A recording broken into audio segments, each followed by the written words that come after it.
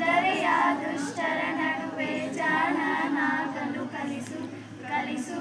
ಗುರುವೇ ಕಲಿಸು ಕಲಿಸು ಸದ್ಗುರುವೇ ನೀ ಕಲಿಸು ಬೆವರಿಸಿ ಗಳಿಸಿದ ಒಂದು ಕಾಸು